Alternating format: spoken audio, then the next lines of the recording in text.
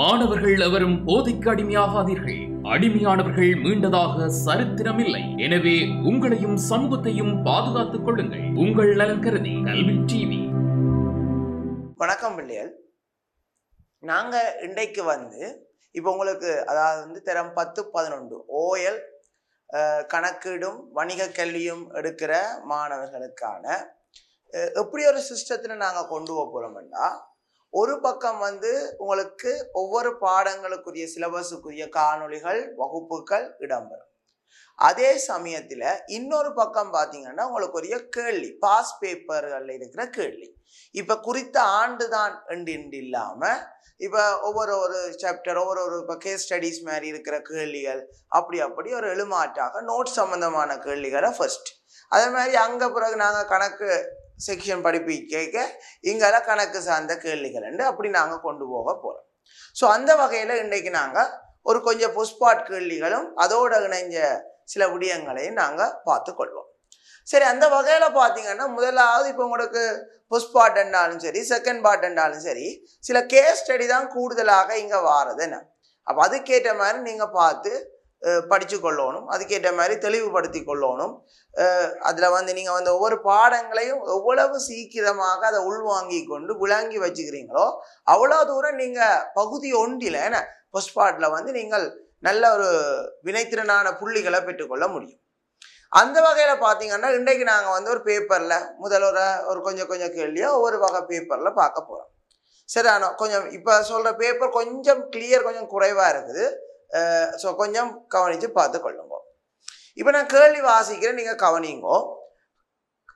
பின்வரும் சம்பவ கற்கையை அடிப்படையாக கொண்டு 1 தொடக்கம் 5 வரையுள்ள வினாக்களுக்கு விடை தருக. அப்போ என்ன பிள்ளையால் 5 கேள்விக்கு விட கேட்க போறாங்க. ஒரே ஒரு கற்கையை வச்சுக்கொண்டு ஒரே ஒரு வசனத்தை வச்சுக்கொண்டு 5 கேள்விக்கு விட கேட்க போறாங்க. சரிதானே? ரைட், பார்ப்போம் என்னென்னு வடிவாக கேட்டுக்கொள்ளுங்க. அதுக்கப்புறம் நான் உங்களுக்கு கேள்வியை டிஸ்பிளே பண்றேன், நீங்க பார்த்து கொள்ளக்கூடியதாக இருக்கும். கழுதாவளை வித்தியாலயத்தில் கல்வி கற்கும் சந்தோஷ் மற்றும் தனுஷ் ஆகியோர் விளையாட்டு பயிற்சியின் போது ஏற்பட்ட தமது தாகத்தை தணிப்பதற்கு தமது ஆசிரியருடன் ஜில் ஜில் குளிர்பான சாலைக்கு சென்று பழச்சாற்றை அருந்தினர். ஜில் ஜில் குளிர்பான சாலையானது அமலா என்பவரால் கழுதாவளை வியாபார நிலையத்தின் வாடகை கட்டடத்தில் நடாத்தப்படுகின்றது. பழச்சாற்றை தயாரிப்பதற்கான பழங்களை சேதன பசலையை மட்டுமே பயன்படுத்தி பழங்களை உற்பத்தி செய்தல் கரிதர் பண்ணையிலிருந்து அமலா கொள்வனவு செய்கின்றார். அப்ப என்ன பிள்ளைகள், இந்த சுருக்கம் நீங்க ஒருக்கா வாசிச்சுட்டு அதுல இருந்து அந்த கேஸை நீங்க மைண்டுக்குள்ள எடுத்துக்கொள்ளணும். இப்ப ஒரு 2 பேர் என்ன ஜூஸ் குடிக்கிறதுக்காக ஒரு பழக்கடைக்கு போயினோம், ஒரு பழச்சாறு விற்கிற ஒரு ஜூஸ் கூல் பாருக்கு போயினோம். அதை அமலா என்ற ஒரு ஆள் ஜில் ஜில் என்ற பேர்ல நடத்தி வாரா. இவா பழங்களை எல்லாம் சேதன பசாலையை வைத்து தயாரிக்கிற கரிதர் என்ற ஒரு ஆள்கிட்ட அந்த பண்ணையில இருந்து எடுத்துக்கொள்ளினான். ஸோ இதுதான் கேஸ் ஸ்டடி. இதை வச்சு 5 கேள்வி கேட்க போறாங்க. அப்ப நீங்க என்ன செய்யணும்டா, இந்த கேஸ் ஸ்டடியை வாசிச்சுட்டு கேள்வியை திரும்ப வாசிச்சுட்டு திரும்ப கேஸுக்கு போனீங்களா, அந்த கேஸுக்கு போனீங்களா, அதாவது அவங்க தந்த அந்த சம்பவ கற்கைகளுக்கு அல்லது அவங்க தந்த அந்த விடயங்களுக்கு போனீங்களா உங்களுக்கு விடியை இலகுவாக பெற்றுக்கொள்ளக்கூடியதாக இருக்கும். இது உங்களோட ஆங்கில பேப்பர்லேயே நீங்க பயன்படுத்துறீங்க. அந்த பந்தி அமைப்புகள் தெரிவிக்க கேள்வியை வாசிச்சுட்டு பந்திக்கு போய்க்க விடை எடுத்துக்கொள்றது இலகுவாக இருக்குமல்லோ, அதை மாதிரி தான் இங்கே நாங்கள் என்ன செய்யணும், கேள்வியை வாசிச்சுட்டு எங்க போறோம், பந்திக்கு போறோம். ஓகே, சரி, இப்போ கேள்வியை வாசிப்போம். மேலே தரப்பட்ட சம்பவ கற்கையில் உள்ளடங்கியுள்ள தேவை, விருப்பம் ஆகியவற்றை முறையை எடுத்துக்காட்டும் விடையை தெரிவு செய்க. ரைட். அப்ப இந்த சம்பவ கற்கையில ஒரு பக்கம் பள்ளிக்கத்தை பற்றியும் சொல்லிக்கிறாக்கு, ஒரு பக்கம் ஜூஸ் பள்ளிக்கத்தை பற்றி இல்லை, ஒரு பள்ளிக்கத்தின பேரும் இருக்கு. இங்கால ஒரு ஜூஸ் கடையை பற்றி சொல்லிக்கிறாக்கு. அப்ப எது முக்கியம்? ஜூஸ் கடை தான் முக்கியம். அப்ப இங்க இருக்கிற தேவை என்ன, விருப்பம் என்ன? தேவை உணவு, விருப்பம் பழச்சாறு. அப்ப முதலாவது என்ன விடையா இருக்கும்? அப்ப உணவு பழச்சாறு உண்டு. எத்தனையாவது விட? 4வது விட.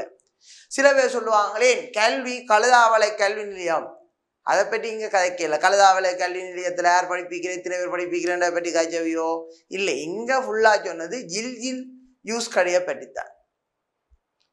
அப்ப இந்த ஜில் ஜில் யூஸ் கடையில இவ போயினம்ன்றதை மட்டும் சொல்லி உங்களை ஒரு சின்ன ஒரு குழப்புறதுக்காகத்தான். ஸோ மற்றும்படி இங்க ஜில் ஜில் எது யூஸ் கடையை பற்றி தான் சொல்லி கிடக்குது.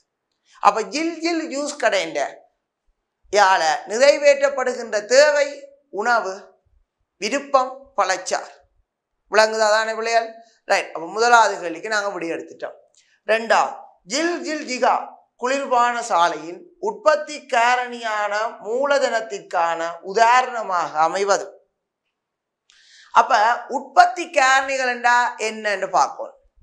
ஒரு உற்பத்தி செயல்முறைக்கு உள்ளீடாக பயன்படுத்தப்படுகின்றவை எல்லாம் உற்பத்தி காரணிகள் என்று அழைக்கப்படும். என்ன? நிலம், உழைப்பு, மூலதனம், முயற்சி, இந்த 4ம் உற்பத்தி காரணியாக அமையும். இப்ப இந்த ஜில் ஜில் குளிர்பான சாலை என்ற நிலம் என்ற உற்பத்தி காரணி எதென்று பார்த்தீங்கன்னா அது அமைந்துள்ள இடம். அவை அங்க மழை நீரை பயன்படுத்தியோ அல்லது சூரிய வெளிச்சத்தை பயன்படுத்தி இருந்தா அதெல்லாம் நிலம் என்ற உற்பத்தி காரணிக்கு வழங்கப்படும். நம்ம ஒரு உதாரணமாக இருக்கும். இதுல பயன்படுத்தப்படுகின்ற உழைப்பண்ட மூலதன காரணிகள் அல்லது உழைப்பண்ட உற்பத்தி காரணிகளுக்கு உதாரணம் என்னென்று பார்த்தா அந்த ஜூஸ் தயாரிக்கிறார்கள், அல்லது அங்க கேஷியரா வேலை செய்கிறார்கள், அல்லது மேனேஜ்மெண்ட் பண்றதுக்கு யாராவது இருந்துச்சுன்னா அவையெல்லாம் உழைப்புக்குள்ள வரும். மூலதனம் என்ற கேட்டகரிக்குள்ள பாத்தீங்கன்னா அந்த ஜூஸ் கடைக்கான கட்டிடம் என்ன, அதுல ஏதாவது மிஷினரிஸ் பாவிச்சிருந்தா அதுகள் எல்லாம் மூலதனத்துக்குள்ள வரும். அதாவது உற்பத்திக்காக உருவாக்கப்பட்டவையும் உற்பத்தியின் போது துணையாக கொள்ளப்படுபவையும் தான் என்னன்னு சொல்றது மூலதனம் என்று சொல்லிக் கொள்றது. அப்ப முயற்சி என்றா என்ன? இந்த ஜில் ஜில் ஜூஸ் கடையை ஆரம்பிச்சு அந்த அமலாண்ட செயற்பாடுதான் முயற்சிக்க வரும். என்ன எங்கெங்கயோ இருந்த மற்ற உற்பத்தி காரணிகள் எல்லாத்தையும் சேர்த்து கொண்டு ஒரு ஜில் ஜில் ஜூஸ் கடையோண்ட ஸ்டார்ட் பண்ணி ரன் பண்ணி கொண்டு போற அந்த ஆற்றல் முயற்சிக்கு உதாரணமாக வரும். அப்ப அந்த வகையில பாருங்க, ஜில் ஜில் குளிர்பான சாலையின் உற்பத்தி காரணியான மூலதனத்திற்கு உதாரணம் பாபம். ஜில் ஜில் குளிர்பான சாலை தொழிற்படும் வாடகை கட்டடம். ஜில் ஜில் குளிர்பான சாலைக்கு அருகாமையில் அமைந்திருக்கும் விளையாட்டு மைதானம். ஜில் ஜில் குளிர்பான சாலைக்கு பழங்களை வழங்கும் கரிதர் பண்ணை. பழச்சாற்றை தயாரிப்பதற்கு ஜில் ஜில் குளிர்பான சாலையால் பயன்படுத்தப்படும் புதிய பழங்கள் ஆகும். அப்ப இந்த 4 விட சொல்லி கிடக்குது. இந்த 4 விடையில எது மூலதனத்துக்குள்ள வரும்? உற்பத்திக்காக உருவாக்கப்பட்டவையும் உற்பத்தியின் போது துணையாக கொள்ளப்படுபவையும் தானே மூலதனம். சரி, இப்ப முதலாவது பாருங்க, வாடகை கட்டடம் மூலதனமா? இல்ல. ஏனென்றா மற்ற ரெண்டும், அதாவது பாருங்க, அந்த விளையாட்டு மைதானமோ கரிதல் பண்ணையோ எங்கட உற்பத்தி காரணிக்க வராது, அதுக்கும் எங்களுக்கும் சம்பந்தம் இல்லை. சரிதானோ? ஆனா இதுல இருக்கிறது மிச்சம் 2 விடை இருக்குது. ஒன்று வாடகை கட்டிடம், மற்றது பழங்கள். வாடகைக்குத்தான் நாங்க கட்டடத்தை வாங்கியிருக்கோமே ஒழிய நாங்க சொந்தமா எங்களுக்கண்டு எங்கட பழக்கடை கண்டு ஒரு கட்டடத்தை வச்சிருக்கீல தானே. அப்ப அதால வாடகை என்றது அங்கே ஒரு செலவு காரணியை ஒழிய அந்த வாடகை கட்டடத்தை எங்கட மூலதனமாக நாங்க பயன்படுத்த முடியாது. அப்ப வாடகை கட்டிடம் மூலதனமோ இல்லை. அப்ப என்னதான் விட 4வது அதுக்கு பயன்படுத்துற பழங்கள் என்ன, அப்ப அது ஒரு மூலதன காரணி. சரிதானே? ரைட். அப்ப இந்த பழங்கள் அதுக்குரிய விடையா இருக்கு. அப்ப ஜில் பழச்சாற்றை தயாரிப்பதற்கு ஜில் ஜில் குளிர்பான சாலையால் பயன்படுத்தப்படும் என்ன புதிய பழங்கள். சரிதான பிள்ளையால்? ரைட். அடுத்ததை பார்ப்போம். ஜில் ஜில் குளிர்பான சாலையானது எந்த வணிக நிறுவன வகைக்கு உரித்துடையதாகும்? அப்ப இதுல சொல்லிக்கிறாங்க. இப்ப வணிக நிறுவன வகை என்றால் உங்களுக்கு தெரியும், தனியுடைமை. சரி, அதை இன்னும் விரிவா பார்ப்போம். என்ன ஒரு வணிகத்தை ரெண்டா பிரிக்கலாம். லாப நோக்கம் கொண்டவை, லாப நோக்கமற்றவை, அல்லது தனியார் துறை, பொதுத்துறை. தனியார் துறையை பார்த்து கொண்டீங்கன்னா தனியுடைமை, பங்குடைமை, கம்பெனி, கூட்டுறவு சங்கம், சங்கங்கள், கழகங்கள். இங்கால பொதுத்துறை அல்ல அரச துறைக்குரிய அரச கூட்டு தாபனங்கள், அரச திணைக்களங்கள், அரச கம்பெனிகள். இதுல எந்த வகைக்கு இது அடங்கும் என்று பார்க்கும். தனியுடைமை என்றால் தனி ஒருவரால் மூலதனமிட்டு ஆரம்பிக்கப்பட்ட அது தனியுடைமை. அப்ப இங்க யார் மூலதனமிட்டு யார் ஆரம்பித்து அதை யார் நடத்தி செல்றது? அமலா என்ற ஒரு ஆள் தானே. அப்ப இது என்ன வகை? தனியுடைமை வகை. இதுக்கே அமலாவோட இன்னொரு ஆள் வந்து சேர்ந்து மூலதனத்தை போட்டு ஆரம்பிச்சா அத பங்குடைமைன்னு சொல்லிக் கொள்ளலாம். இவ பங்குகளை வழங்கி மூலதனத்தை திரட்ட போயினோம் என்று சொல்லி இருந்தா அது கம்பெனி என்று சொல்லலாம். ஆனா இங்க அமலாவால மட்டும்தானே மூலதனம் விட்டு ஆரம்பித்து நடாத்தி செல்லப்படுகின்றது. ஆகையால இது என்ன வணிக வகை? தனி உடைமை. ஓகே தானே? சரி, அப்ப என்ன விட பிள்ளையார் தனி உடைமை ஆகும். அடுத்தது கழுதாவளை வித்தியாலயத்தின் புறச்சூழல் காரணிக்கான உதாரணமாக அமைவது. இப்போ ஒரு அமைப்பின் ஒரு வணிக நிறுவனத்துக்கு அகச்சூழலும் இருக்குது, புறச்சூழலும் இருக்குது. சூழல் என்றாலே அதுல தாக்கத்தை ஏற்படுத்துகின்ற காரணிகளை உள்ளடக்கியவை எல்லாமே சூழல் என்று சொல்லிக் கொள்வோம். அதுல தாக்கத்தை ஏற்படுத்துறதும் நிறுவனத்துக்கு உள்ள இருந்தா அகச்சூழல் காரணி, தாக்கத்தை ஏற்படுத்துறதும் நிறுவனத்துக்கு வெளியே இருந்தா புறச்சூழல் காரணி. அகச்சூழல் காரணிகளின் மீது யார் தாக்கத்தை ஏற்படுத்த முடியும்? நிறுவனம் தாக்கத்தை ஏற்படுத்த முடியும், நிறுவனத்தினால் கட்டுப்படுத்த முடியும். புறச்சூழல் காரணி மீது கட்டுப்படுத்த முடியாது. அப்ப அகச்சூழல் காரணி யார்? உரிமையாளர், முகாமையாளர், ஊழியர்கள். புறச்சூழல் காரணிக்கு மிச்சம் எல்லாரும் வரையினும் போட்டியாளர், வாடிக்கையாளர், வழங்குனர்கள், பதிலீட்டு பொருள் வழங்குனர்கள் என்று நிறைய பேர், அரசாங்கம், சமூகம், வாடிக்கையாளர்கள் என்று எல்லாருமே வரப்போயினோம். அப்ப இங்க கேட்டது என்ன? புறச்சூழல் காரணி. எது இந்த புறச்சூழல் காரணி? கழுதாவளை வித்தியாலயத்தின புறச்சூழல் காரணி. அப்ப எதுன்னு பார்ப்போம். சரி, இந்த கழுதாவளை வித்தியாலயத்துல தானே சந்தோஷும் தனுசும் கல்வி கற்கினோம். அப்ப சந்தோஷோ தனுஷோ புறச்சூழல் காரணிக்கு வருமோ? வராது.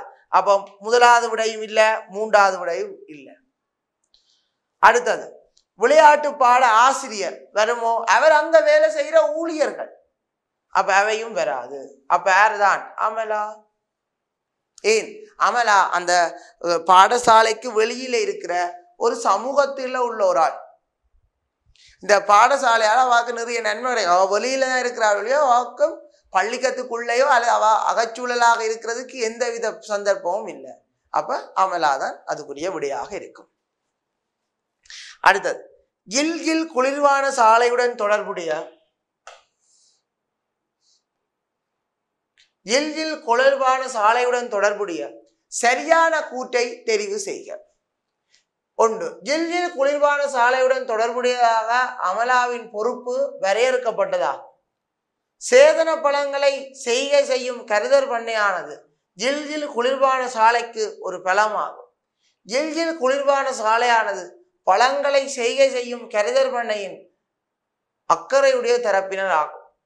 எல்கில் குளிர்வான சாலை விற்பனை செய்யும் பழச்சாறு சந்தைப்படுத்தல் கலவையின் மேம்படுத்தலாகும். எது விட?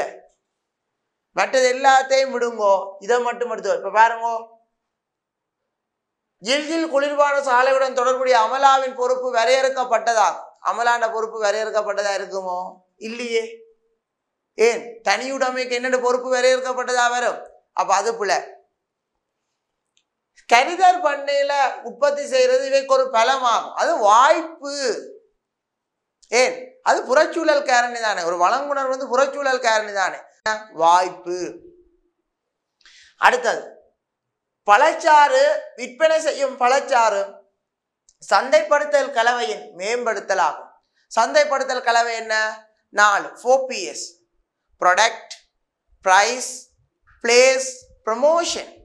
ஸோ அந்த பழச்சாறு உற்பத்தி பொருள் என்ற கலவைக்கு வறுமை ஒழிய மேம்படுத்தல் கலவைக்கு என்ன செய்யாது? வராது. அப்போ ஒரே ஒரு விடதான், மூன்றாவது விடதான் என்ன இருக்குது? எல்கில் குளிர்பான சாலையானது பழங்களை செய்கை செய்யும் கருதர் பண்ணையின் என்ன? அக்கறையுடைய தரப்பினர்.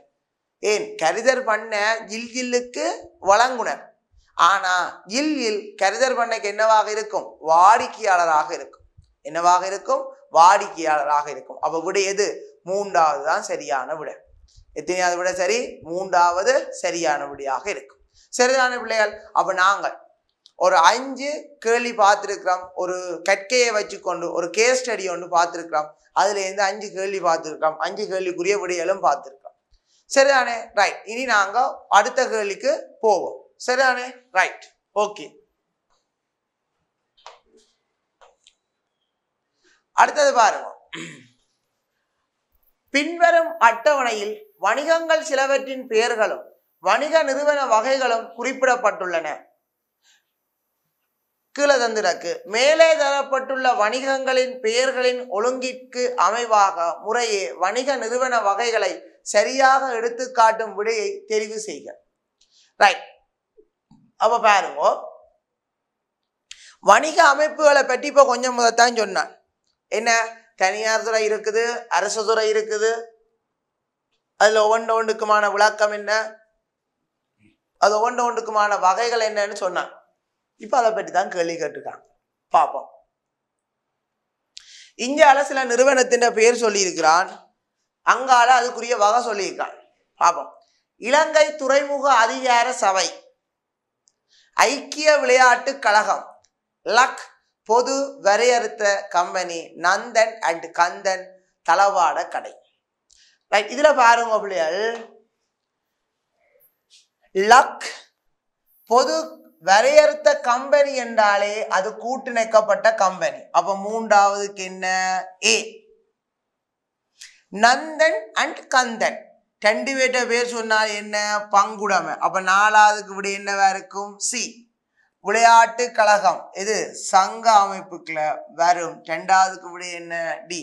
அப்ப சொல்லியோ சொல்லாமலோ முதலாவதுக்கு விட என்ன? பி. அப்ப பி டி ஏ சி எத்தனையாவது விட? முதலாவது விட.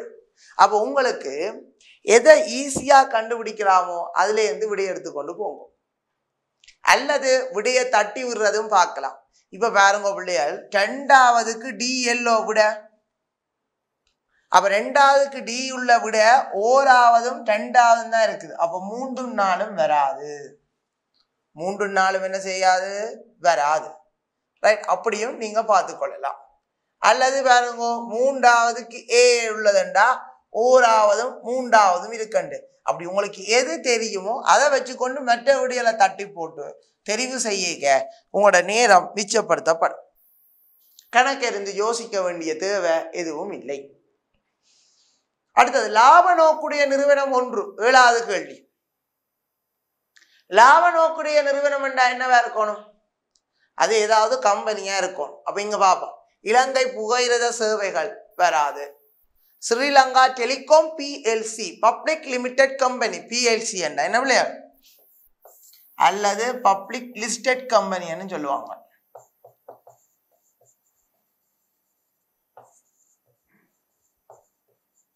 ரைட்.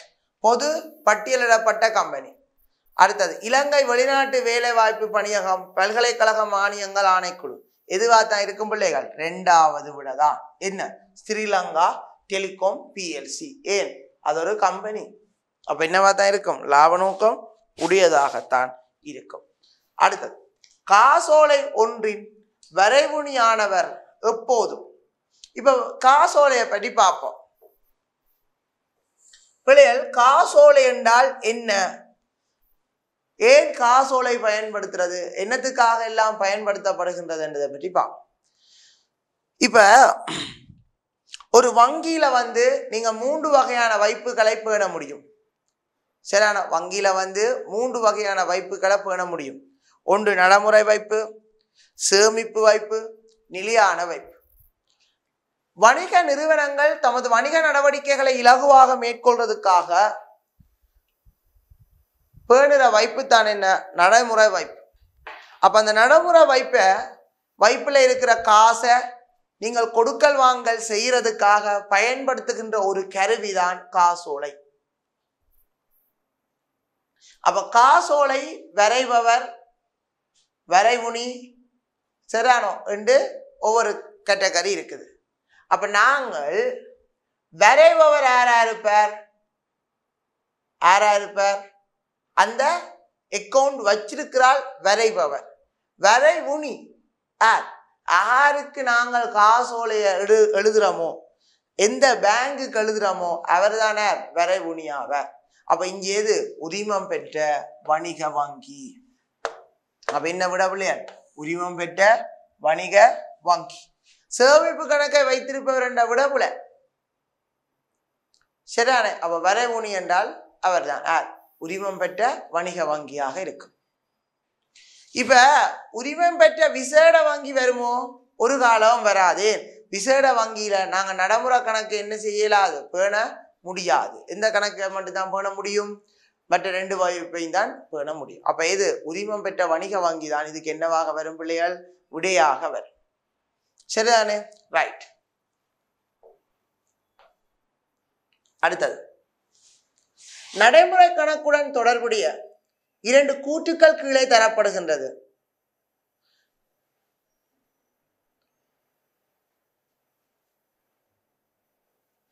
மேலே தரப்பட்டுள்ள கூற்றுக்கள் தொடர்பில் சரியான விடையை தெரிவு செய்க. அப்ப 2 கூற்று தந்திருக்கிறாங்க நடைமுறை கணக்கோட தொடர்புடைய. ஒன்று, உரிமம் பெற்ற வணிக வங்கிகளில் மட்டுமே நடைமுறை கணக்குகளை ஆரம்பிக்க முடியும். இப்பதான் அதை பற்றி காய்ச்சினாங்க. சேமிப்பு கணக்குகளிலும் பார்க்க நடைமுறை கணக்குகளுக்கு உயர்வான வட்டி வீதம் வழங்கப்படுகின்றது. பிள்ளைகள், உரிமம் பெற்ற வணிக வங்கிகள் விசேட வங்கிகள் என்று 2 இருக்குது. இப்ப உதாரணமா பார்த்தா இந்த கொமர்ஷியல், பிஓசி, பீப்புள்ஸ் எல்லாம் வணிக வங்கிகள். என்எஸ்பி பேங்க் விசேட வங்கி. அப்ப நீங்கள் இந்த விசேட வங்கியில நடைமுறை கணக்கு வைப்ப பேண முடியாது, வணிக வங்கியில தான் பேண முடியும். அது ஒரு நிதர்சனமான ஒன்று. அப்ப அந்த வகையில பாத்தீங்கன்னா முதலாவது விடை என்னவாக இருக்குது? ஏ என்னவாக இருக்கும்? சரியாக இருக்கும். பி என்ன சொல்லுது? சேமிப்பு கணக்கிலும் பார்க்க நடைமுறை கணக்குகளுக்கு என்னவா? உயர்வான வட்டி வீதமா? பிள்ளை, ஏன் நடைமுறை கணக்குக்கு என்னவே இல்லை, வட்டி வீதமே இல்லை. சேமிப்பு கணக்குக்கு மட்டும்தான் என்னவாக இருக்குது? என்ன இருக்குது? வட்டி வீதம் இருக்குது. அப்ப 2வது விட என்னவா இருக்குது? பிழை. அப்ப இது சரியான விட முதலாவது விட தான் சரி. எது சரி? முதலாவது விட தான் சரியாக இருக்குது. ஏ. அப்ப மேலே தரப்பட்ட கூட்டுக்களில் சரியான விடையை தெரிவு செய்க. அல்லது ஏ இது என்ன? ஏ மட்டும் உண்மையானதா? ஏ மட்டும் உண்மையானதாகும். சரிதானே? ரைட். அடுத்தது, இலங்கை பெட்ரோலிய கூட்டுத்தாபனமானது எரிபொருள் விலைகளை ஒவ்வொரு மாதமும் திருத்தி அமைக்கின்றது. இக்கூட்டில் உள்ளடங்கியுள்ள போக்குவரத்தின் அடிப்படை கூறு யார்? போக்குவரத்தின் அடிப்படை கூறு 4. வழி, ஊடகம், வலு, தரிப்பிடம் என்று 4 இருக்குது. நீங்கள் கொழும்புக்கு தரை வழியாக போறீங்கள், அல்லது தண்டவாளத்தினாக போறீங்கள், அல்லது ஆகாயத்தால போறீங்கள், இதெல்லாம் வழிக்குள்ள வரும். பஸ்ல போறோம், ட்ரெயின்ல போறோம், ஏர்போர்ட்ல போய் ஃப்ளைட்ல போறோம், அது ஊடகம். பெட்ரோல், டீசல் அல்லது சூப்பர் டீசல் அதுகளை பயன்படுத்தி போறோம், வலு. Airport, bus stand, railway station, தரிப்பிடம். அப்ப இதுல இலங்கை பெட்ரோலிய கூட்டுத்தாபனம் எரிபொருள் விலைகளை திருத்தி அமைக்குது என்றால் என்ன கூறு? எரிபொருள் என்றால் அது என்ன? வேல்யூ. அப்ப எத்தனையாவது விட பிள்ளைகள்? 3வது விடை. எத்தனையாவது விட? 3வது விடையாக இருக்கு. அடுத்தது, அரளிய கம்பெனியின் முகாமையாளரானவர் ஃபெக்ஸ் செய்தி ஊடாக வழங்குனருக்கு கொள்வனவு கட்டளையை அனுப்பினார். ரைட். அப்ப ஃபெக்ஸின் ஊடாக அனுப்பி இருக்கிறார். அப்ப இது தொடர்பாடலோட சம்பந்தப்படுத்தி உங்களுக்கு ஒரு கேள்வியை கொண்ட போது முதலாவது பாருங்கோ, தொடர்பாடலின் சகல அடிப்படை கூறுகளுடன் தொடர்பாடல் செயல்முறையானது காணப்படுகின்றது. தொடர்பாடல் முறையானது தொலைநகல் செய்தியாகும். செய்தியை பெறுபவர் அரளிய கம்பெனியின் முகாமையாளராவர். தொடர்பாடல் ஊடகமானது இலத்திரனியல் வாய்மொழி மூலமானதாகும். இந்த 4 கூற்றுக்கள்ல சரியான கூற்று எதுன்றதை நாங்க தெரிவு செய்ய வேண்டும். முதலாவது கூற்று என்ன சொல்லி கிடக்குது? தொடர்பாடலின் சகல அடிப்படை கூறுகளுடனும் தொடர்பாடல் செயல்முறையானது காணப்படுகின்றதா? பார்ப்போம். தொடர்பாடல் முறையானது தொலைநகல் செய்தியாகும். ஓகே, செய்தியை பெறுபவர் அரளிய கம்பெனியின் முகாமையாளர் ஆவார். அது போல ஏன் இங்க அரளிய கம்பெனியின் முகாமையாளர் செய்தியை அனுப்புவருடைய அவர் பெறுபவர் அல்ல. அப்ப அது போல தொடர்பாடல் ஊடகமானது இலத்திரனியல் வாய்மொழி மூலமானதாகும். ஃபெக்ஸ் இலத்திரனியல் எழுத்து மூலமானது. அப்ப நாலாவதும் பிழை. இம்முதலாவதையும் இரண்டாவதையும் பார்ப்போம். தொடர்பாடல் முறையானது தொலைநகல் செய்தியாகும். அதுவும் பிழை. என்ன தொடர்பாடல் முறை? என்ன எழுத்து மூலமான தொடர்பாடல் முறை. அப்ப முதலாவது விடதான் சரி. தொடர்பாடலின் சகல அடிப்படை கூறுகளுடனும் தொடர்பாடல் செயல்முறையானது என்ன செய்கின்றது? காணப்படுகின்றது. எத்தனையாவது விட சரி? முதலாவது விட சரி. ஓகே தானே பிள்ளைகள்? ரைட். அப்படித்தான் சரியானது எது பிழையானது எது என்று நாங்கள் கண்டுபிடிச்சு பிழையானதை தவிர்த்து சரியானதை எடுத்துக்கொண்டு அதை நாங்கள் மார்க் பண்ணக்கூடியதாக இருக்கும். அடுத்தது, குறிப்பிடப்பட்டுள்ள காப்புறுதி தத்துவங்களில் இருந்து ஆயுட்காப்புறுதியில் தாக்கம் செலுத்தும் விடையை தெரிவு செய்க. பிள்ளைகள், காப்புறுதி என்ன உங்களுக்கு தெரியும்? ஏதாவது இடர்கள் ஏற்படும் என்று அதுக்கு முன்னாயத்தமாக என்ன அதுல நாங்கள் ஏதாவது செய்து வைக்கிறத தான் நாங்கள் காப்புறுதின்னு சொல்லுகிறோம். இன்சூரன்ஸ், அதுல இன்சூரன்ஸ்ல ஜெனரல் இன்சூரன்ஸும் இருக்குது, அஷூரன்ஸும் இருக்குது. ஜெனரல் இன்சூரன்ஸ் என்றால் பொது காப்புறுதி. இப்ப ஏதாவது விபத்துக்கள், களவு அபாயம், கடல் அபாயம் அப்படி போன்றவற்றை இதன்றது நாங்க பொது காப்புறுதின்னு சொல்றது, அல்லது அபாய காப்புறுதின்னு சொல்றது. மற்றது ஆயுட்காப்புறுதி, அஷூரன்ஸ் சொல்றது. இப்ப நீங்க பாத்தீங்கன்னா யூனியன் அஷூரன்ஸ், லைஃப் இன்சூரன்ஸ் என்றாலும் அஷூரன்ஸ் கம்பெனி, ஆயுட்காப்புறுதி மட்டும்தான் இருக்கும். சிலது இன்சூரன்ஸ் கம்பெனி, அதுக்கு எல்லா வசதியும் இருக்கும். ரைட், பார்ப்போம். அப்ப இதுல காப்புறுதி தத்துவங்கள்ல சில தத்துவங்கள் ஆயுட்காப்புறுதிக்கு பொருந்தாது. ஒன்று, இழப்பீட்டு தத்துவம் ஆயுட்காப்புறுதிக்கு பொருந்தாது. ஏனென்றா ஒரு ஆள் செத்தாலோ ஒரு ஆள் தண்டினாலோ அவர் எவ்வளவுத்துக்கு செத்தவர்களால சொல்ல முடியாதல்லோ. அப்ப அதால இழப்பீட்டு தத்துவம் என்றது என்ன செய்யாது? பொருந்தாது. காப்புறுதி செய்யத்தகு நலன் அந்த தத்துவம் என்ன செய்யும்? அது பொருந்தும். இழப்பீட்டு தத்துவம் பொருந்தாது. அடுத்தது பதிலாள் வைப்பு தத்துவமும் பொருந்தாது. இந்த ரெண்டு தத்துவமும் ஆயுட்காப்புறுதிக்கு பொருந்தாது. அதை தாண்டின மிச்ச காப்புறுதிகள் தத்துவம் எல்லாம் என்ன செய்யும்? பெரும்பாலும் பொருந்து கொள்ளக்கூடியதாக இருக்கும். சரி, அப்ப இங்க பார்ப்போம். காப்புறுதி தத்துவங்களில் இருந்து ஆயுட்காப்புறுதியில் தாக்கம் செலுத்தும் விடையை தெரிவு செய்க. ரைட், என்னவாக இருக்கும்? ஒன்று, காப்புறுதி செய்யத்தகு நலனும் மிக்குயர் நம்பிக்கை தத்துவம். முதலாவது விட. இப்ப நீங்க கேட்கலாம், பங்களிப்பு தத்துவம் ஏன் பொருந்தாதண்டா?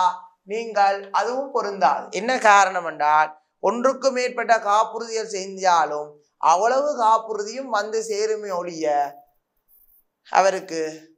அவர் செத்தாலோ அவர் கொண்டு நடந்தாலோ எல்லா கம்பெனியும் தருமே ஒழிய அங்க இவ்வளவுதான் கொடுக்கணும் இல்லை. ஏனென்றா இழப்பீட்டு தத்துவம் பொருந்தாட்டில் பங்களிப்பு தத்துவம் என்ன செய்யாது?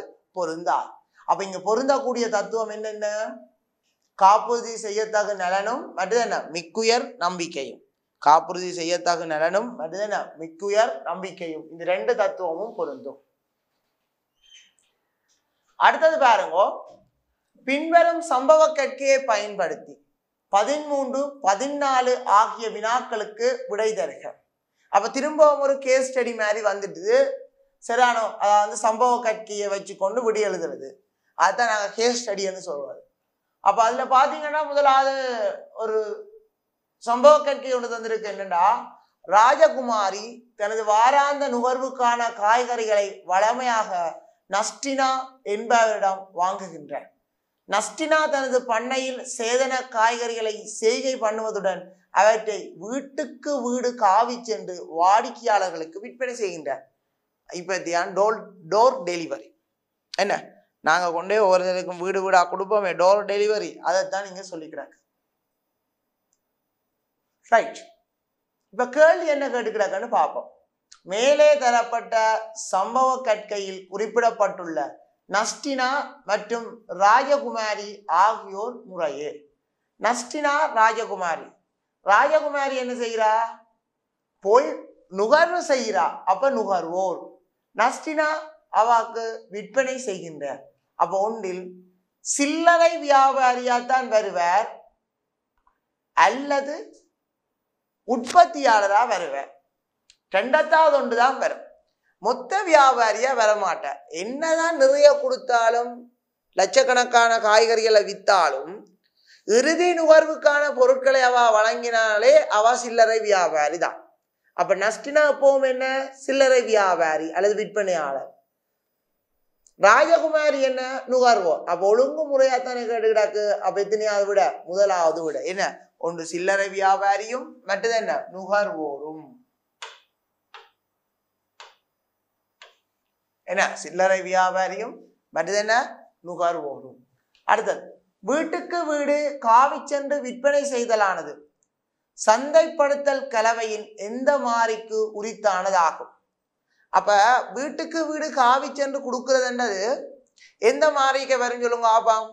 இடம் என்ற மாறிக்குல தான் வரும். நாங்கள் எந்த இடத்துல வச்சு என்ன நிலைமையில அதை விநியோகிக்கிறோமோ அதைத்தானே சொல்றது. இப்போ ஒரு கடையோ இங்கேயோ என்ற மாதிரி இது ஒவ்வொரு தட்ட வீடு வீடா கொண்டு போய் கொடுக்கறது இடம் என்ற மாறிக்குல தான் வரும். சரிதானோ? இடம். விலையும் வராது, உற்பத்தி பொருளும் வராது, மேம்படுத்தலும் வராது. எதுதான் வரும்? இடம். அப்ப எத்தனையாவது விட?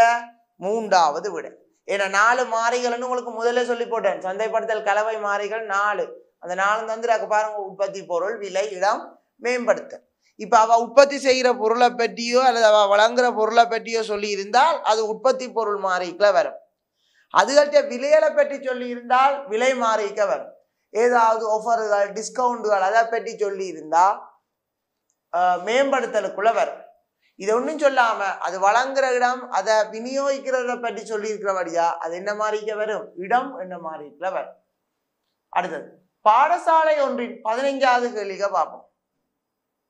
பாடசாலை ஒன்றின் பாட வேலைகளை வேறுபடுத்துவதற்காக மணி அடித்தலானது முகாமைத்துவ செயல்முறையின் எந்த கருமத்துக்கு உரித்தானதாகும்? ரைட். அப்ப பாடசாலை ஒன்றின் பாட வேலைகளை வேறுபடுத்துவதற்காக மணி அடித்தலானது முகாமைத்துவ செயல்முறையின் எந்த கருமத்துக்கு உரித்தானதாகும்? இப்ப ஒரு பாடம் முடிஞ்சுது, ரைட், அடுத்த பாடம் தொடங்க போகுது, அடுத்த பாடத்தை தொடங்குங்கோ வாங்கோன்னு சொல்றது எந்த கருமத்துக்கு உரித்தானதுன்னு பார்ப்போம். Right, okay. இதுல திட்டமிடலுக்குல வராது. சரிதானோ? திட்டமிடலுக்கு வருமோ? திட்டமிடலுக்கு வராது. அதை பெல் அடிக்க, இப்ப இத்தனை மணிக்கு பெல் அடிக்கணும், என்ன மாதிரி பெல் அடிக்கணும் அல்லது இத்தனை மணிக்கு பாடம் முடிக்கணும்ன்றது திட்டமிடலுக்கு வரும். இப்ப நீங்க போய் பெல் அடியுங்கோ அல்லது நீங்க இதை செய்யுங்கோ, நீங்க இதை படிப்பீங்கோ, நீங்கள் இந்த வளத்தை பயன்படுத்துங்கோன்றது ஒழுங்கமைத்தலுக்கு வரும். ஒவ்வொருத்தரையும் வழிநடத்தி செயற்படுத்தி கொண்டு போறது தலைமை வகித்தலுக்கு வரும். இந்த டைமுக்கு முடிக்கணும், இதை தாண்டி எடுக்கக்கூடாது, இதுதான் உங்களுடைய நியமம், இதுக்குள்ளதான் நீங்க படிப்பிக்கணும்ன்றது கட்டுப்படுத்தலுக்கு தானே வரும். யோசிச்சு பாருங்க ஆகும். அப்ப என்னதான் பிள்ளைகள் விட? கட்டுப்படுத்தலான்னு விட. ஏன் இதை தாண்டி கூடவோ படுக்கக்கூடாது, இதை தாண்டி எடுக்கக்கூடாதுன்னு அவைய நீங்கள் மட்டுப்படுத்தி வைக்கிறதுக்கு தான் வேலையில்லோ. அப்ப அதால அது என்னத்துக்குள்ள வரப்போகுது? கட்டுப்படுத்தலுக்குள்ள வரப்போகுது. அடுத்தது பாருங்க, 16வது கேள்வி. மயூரன் என்பவர் தனது இளைப்பாறலின் போது பெற்ற பணிக்கொடை தொகையை கொழும்பு பங்கு சந்தையில் பட்டியல் படுத்தப்பட்ட கம்பெனிகளில் முதலீடு செய்தார். இதிலிருந்து மயூரன் பெற்றுக்கொள்ளக்கூடிய நிதி அனுகூலங்கள் ஆனவை. ஏன்னா அப்போ நாங்க ஒன்றில கொண்டு போய் முதலீடு செய்யறத பற்றி சொல்லிக்கிறார். அப்ப மயூரன் கொண்டு போய் எங்க போறார்? தன் இது பணிக்கொடை தொகையை கொண்டு பங்கு சந்தையில முதலீடு செய்கிறார். அப்ப இந்த முதலீடு செய்கின்ற முறைகள்லாம் உங்களுக்கு தெரியும். திரைசேரி உண்டியல்கள்ல போடுறது, பங்கு சந்தையில போடுறது, நிலம் வாங்குறது, காணி வாங்குறது, நகை வாங்குறது, சேமிப்பு வைப்பிலையோ நிலையான வைப்பிலையோ போடுறது என்றதெல்லாம் ஒவ்வொரு வகையான முதலீடுகள் அதிலிருந்து அனுகூலங்களாக இருக்கிற விடயம். இப்ப இதுலயே நீங்கள் பங்கு சந்தையில கொண்டு போய் போட்டீங்களா என்னென்ன வகையான அனுகூலங்கள் வரும்ன்றதைத்தான் நாங்க பார்க்கணும். அப்போ ஒரு பங்கு சந்தையில போட்டோம்டா பாருங்க பிள்ளைகள் என்ன வரும்? ஒன்று, அந்த பங்கு சந்தைக்கான பங்கு லாபங்கள் கிடைக்கும். அது வளம். அது ஒரு வருஷம் அந்த பங்கு லாபத்தை அந்த கம்பெனி தரைக்கு அந்த பங்கு லாபம் என்ன செய்ய போகுது? கிடைக்க போகுது. அதை தாண்டி என்ன கிடைக்கும்டா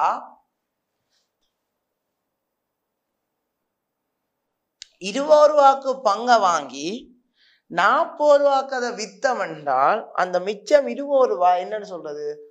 மூலதன ஆதாயம் அல்லது மூலதன லாபம் என்று சொல்லிக்கொள்ளும். அப்போ ஒரு பங்கை கொள்வனவு செய்யறதாலேயோ அல்லது பங்கை முதலீடு செய்யறதாலேயோ கிடைக்கிறது 2 விடயம் கிடைக்கும். ஒன்று பங்கு லாபங்கள், மற்றது என்ன? மூலதன ஆதாயம். சரிதானே? அப்ப எத்தனையாவது விடைய பிள்ளைகள்? எத்தனையாவது விட? 3வது விடை. இரட்டை பதிவு தத்துவத்தின்படி வரவு பக்கத்தில் அதிகரிப்பும் செலவு பக்கத்தில் குறைவும் பதியப்படும் கணக்கு. பிள்ளைகள் இரட்டை பதிவு தத்துவத்துல பாத்தீங்களா சொத்துக்கள் செலவுகள் அதிகரிச்சா நாங்கள் என்ன செய்வோம்? வரவு வைப்போம். குறைஞ்சா என்ன செய்வோம்? அந்த கணக்கில செலவு வைப்போம். அதே மாதிரி வருமானம், உரிமை, பொறுப்பு இவை அதிகரிச்சா என்ன செய்வோம்? செலவு வைப்போம். குறைஞ்சா என்ன செய்வோம்? வரவு வைப்போம். அப்ப இங்க என்ன சொல்லிக்கிறாக்கு? அதிகரிப்பு வரவு பக்கத்திலையும் குறைவு செலவு பக்கத்திலும் வேண்டா சொத்து அல்லது செலவுக்குள்ள ஒன்றுதான் வரும். அப்ப இதுக்கு சொத்து அல்லது செலவுல இருக்கிறத பார்த்தா பார்ப்போம். கடன் பட்டோர் சொத்து, பெற்றதற்கு வருமானம், அப்ப வராது. 3வது வராது. கடன் கொடுத்தோர் பொறுப்பு, அப்ப 4வது வராது. 2வது வராது. மூலதனம் உரிமை, அப்ப 4வது வராது. 1வது விட. எத்தனையாவது விட? 1வது விடையாக இருக்கும். ஓகே, 1வது விடையாக இருக்கு. சரியான பிள்ளைகள். அடுத்தது கணினிகளை வாங்கி விற்கும் வணிகம் ஒன்றில் கணினிகள் நடைமுறை அல்லாத சொத்தாக கருதப்படும். இப்ப சில நிறுவனங்கள் பிள்ளைகள் சில விடயங்களை வாங்கி விற்கும்.